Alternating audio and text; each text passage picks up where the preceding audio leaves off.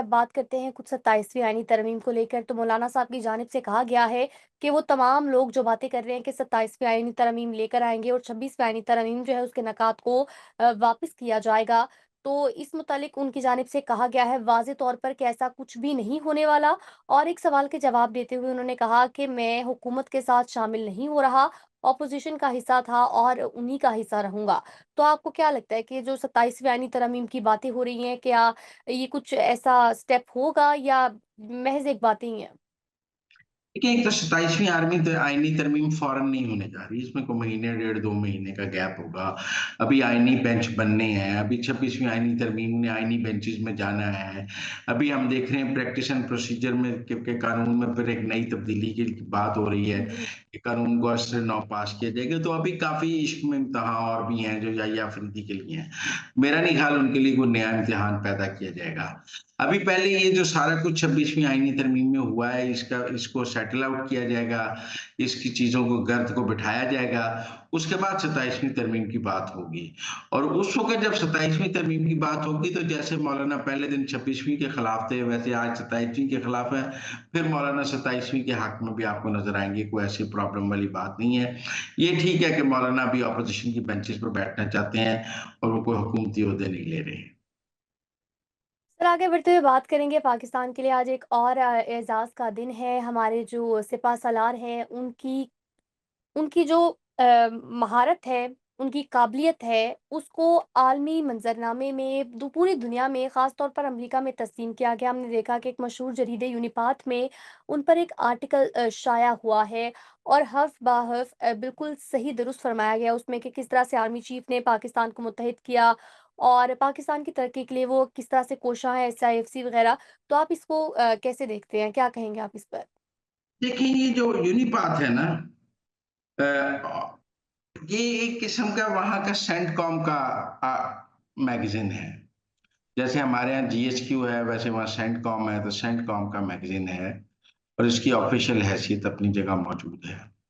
ये जो कह रहे थे कि जी आसिम मुनीर को इंटरनेशनली कोई कबूल नहीं करता और ये जो बार-बार कहा जा रहा था कि आसिम मुनीर जो है, ये ओवरसीज़ पाकिस्तानी ये जो आसिम मुनीर के खिलाफ प्रोपेगेंडा करते थे।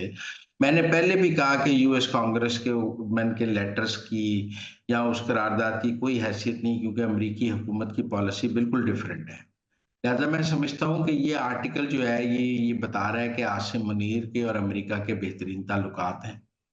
अमेरिका आसिम मुनीर के साथ बिल्कुल कंफर्टेबल है और अमेरिकन एस्टेब्लिशमेंट और बिलखसूस सेंटकॉम जो है, वो आसिम मुनीर के तमाम इक़दामात की तौसीक़ करता है। लिहाज़ा ये जो आपको नज़र आ रहा था ना जी कि पीटीआई ने अमेरिका में बड़ा काम कर दिया है, वो कांग्रेसमैन जी। के खत लिख रहे हैं। अमेरिकन एस्टेब्लिशमेंट जो है, सेंटकॉम जो है, सब है वो आसिम मुनीर के साथ हैं।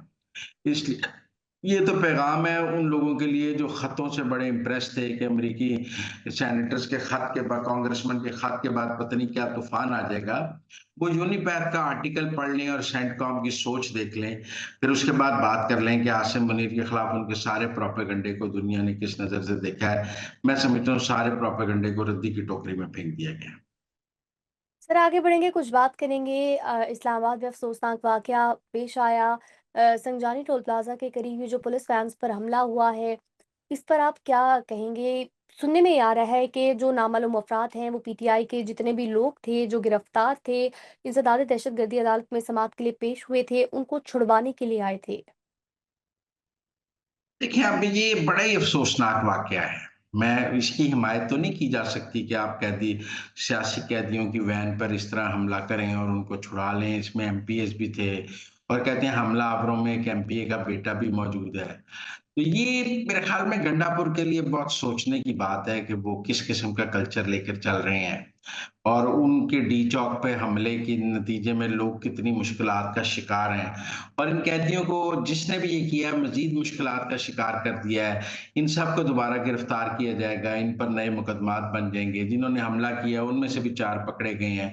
ये पीटीआई को इंतशार की सियासत कुछ पे नहीं करेगी, बल्कि ये इंतशार की सियासत पीटीआई को एक ऐसी दलदल में घसीट रही है कि पीटीआई को उसमें से निकलने का रास्ता नहीं मिल रहा।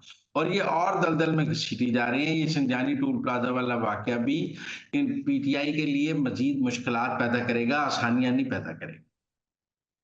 तो नाज़रीन ये थी आज के अंदर की बातें। आपसे मुलाकात होगी अगले प्रोग्राम में, तब तक के लिए आप हमें दीजिए इजाज़त। अल्लाह ने के बाद।